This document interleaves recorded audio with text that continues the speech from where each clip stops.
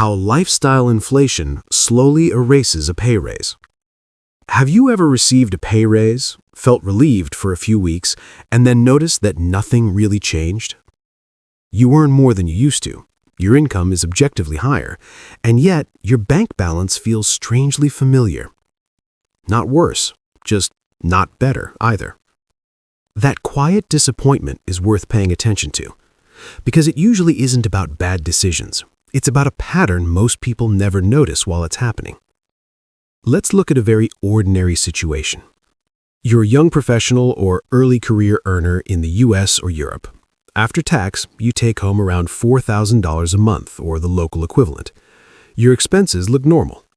Rent or a mortgage takes about $1,400. A car payment or lease is $400 to $500. Insurance, fuel, public transport, another couple hundred. Student loans, EMIs, or past education costs sit around $300. Credit cards, subscriptions, phone, utilities add $400 more.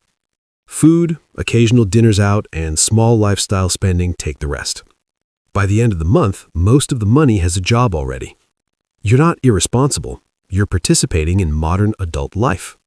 Then a raise comes through. Your take-home pay increases by $500 a month. This should feel like breathing room. But here's what usually happens.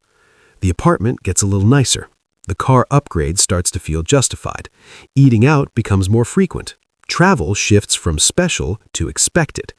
Nothing dramatic, nothing reckless, just slightly better versions of the same life. And quietly, the extra $500 disappears. This is lifestyle inflation. Not overspending, not financial ignorance, just the automatic expansion of life to match income. Let's slow the math down. $500 a month is $6,000 a year. Over 10 years, that's $60,000.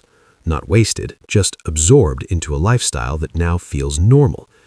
If that money had simply stayed unspent, the result would already be meaningful.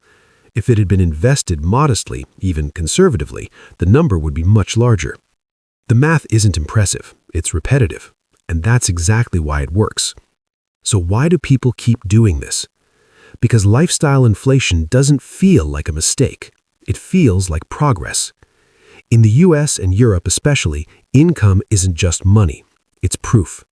Proof that you're moving forward. Proof that you're stable.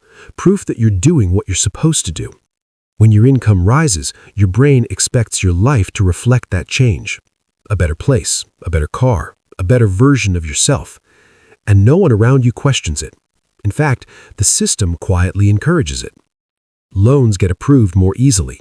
Credit limits rise. Monthly payments get normalized. The cost is spread out just enough to feel manageable. So the decision never feels heavy. The long-term impact shows up slowly. Every raise comes with new fixed costs, and fixed costs don't scale down easily. That's how people earning good money still feel trapped. Not broke, not struggling, just permanently tight. They can't slow down. They can't take risks. They can't absorb surprises without stress, because their lifestyle grew at the same speed as their income, sometimes faster. Financially intelligent people don't live radically differently. They just think about raises differently. They don't see extra income as permission to upgrade immediately. They see it as a chance to widen the gap between what they earn and what they need. That gap is where stability comes from. Not from cutting joy, not from rejecting comfort, but from letting income rise without instantly rewriting life around it. They understand that real wealth isn't visible. It's quiet. It's optional. It's the absence of pressure. Lifestyle inflation isn't a personal failure. It's the default path. And defaults are powerful because they feel normal. The goal isn't guilt. It's awareness. Once you notice how a raise quietly disappears, you start seeing money differently. Not emotionally, not dramatically, just more clearly. If this helped you think a little more calmly about your own finances, you can subscribe. That's all. No hype, just honest conversations about money.